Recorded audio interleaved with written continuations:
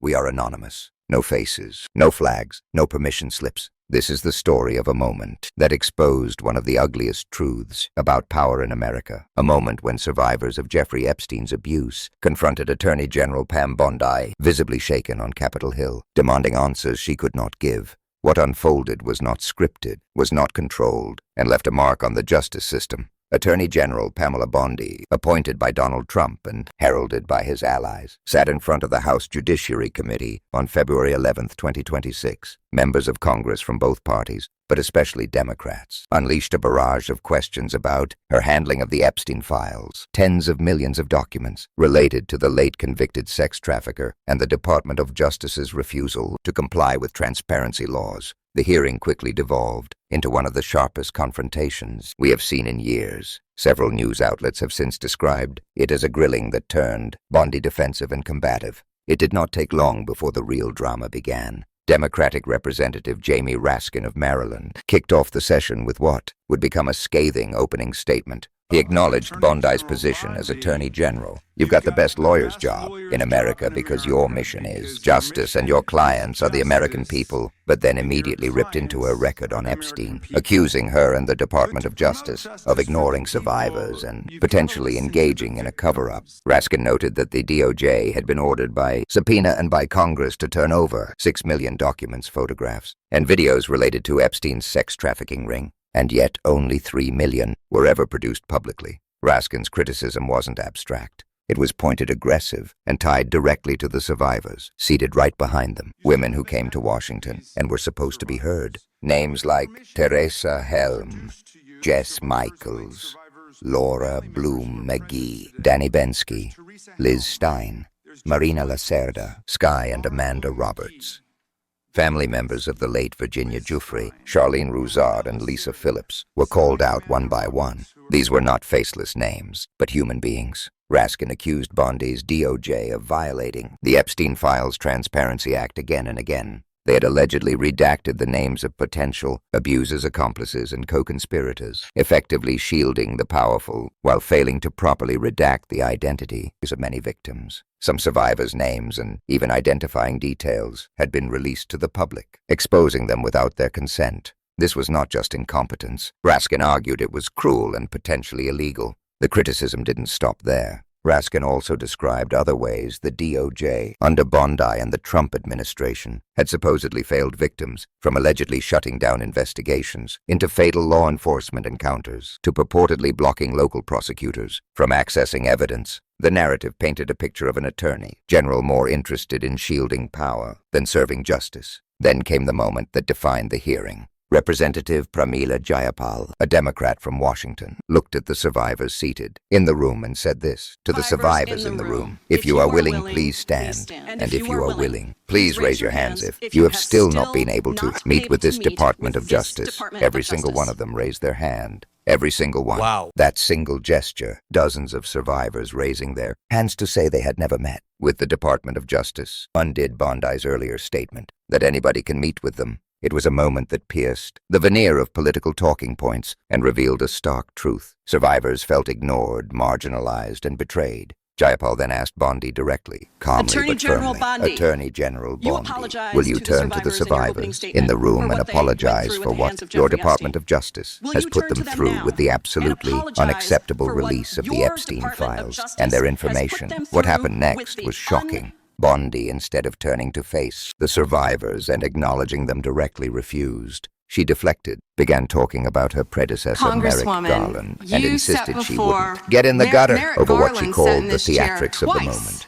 She used legal jargon, backpedaled, and tried to shift blame. But she did not turn and apologize to the survivors directly. This refusal was a defining moment, one that news outlets reported widely, that Bondi declined to directly apologize, despite survivors raising their hands in real time. As the hearing progressed, tensions escalated. Bondi, at times visibly uncomfortable, shifted in her seat, and at other times lashed out. She criticized lawmakers, described some questions as political theater, and even hurled personal insults. At one point, during a heated exchange with Representative Jamie Raskin, she reportedly called him a washed-up loser lawyer, comments that were widely covered in the media. Committee members also challenged Bondi on why key documents were withheld or heavily redacted, especially when those redactions seemed to protect powerful individuals. Republican Representative Thomas Massey, one of the co-authors of the law that forced the release of the Epstein files, argued that the DOJ's handling may have protected predators rather than holding them accountable.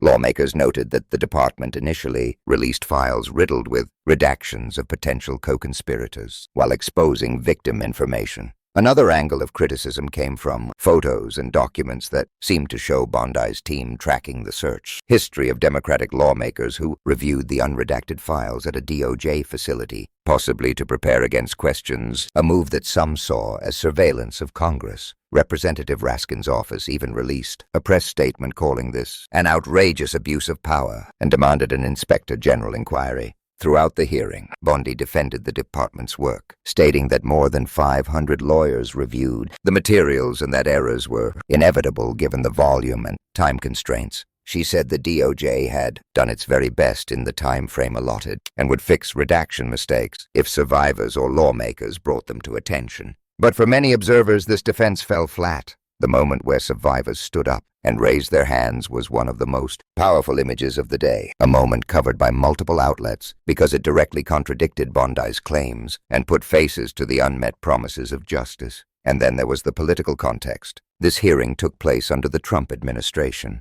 Donald Trump, whose name appears repeatedly in the Epstein files, has long been criticized for his associations with Epstein and his circle. Though Bondi claimed Trump's name appeared countless times, she refused to provide details or discuss any deeper inquiry into high-profile connections, further fueling accusations that powerful people were being protected. Some commentators have since compared this entire confrontation to Watergate in scale and political significance, but with a broader institutional scope involving not just the president's inner circle, but multiple departments and Justice Department accused of allowing political influence to shape its decisions. By the closing minutes of the hearing, representatives were pressed not only on Epstein, but also other issues tied to the DOJ's priorities, including questions about how and why certain investigations into alleged abuses were shut down or deprioritized. Bondi's demeanor throughout, at times defensive, at times visibly shaken, and at times outright combative, made headlines almost immediately. One news outlet even reported her pivot to mock Democrats and defend Trump, highlighting her alignment with the president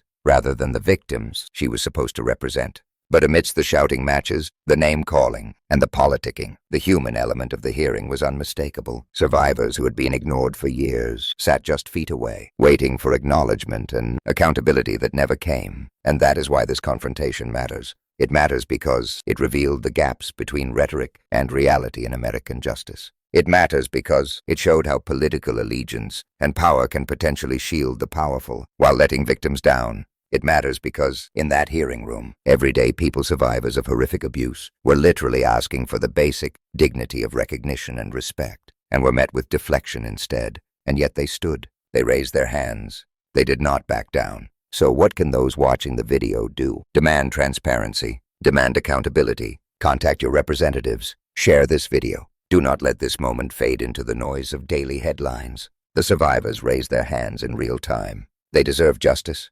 We all do. We are anonymous. We are legion. We do not forgive. We do not forget.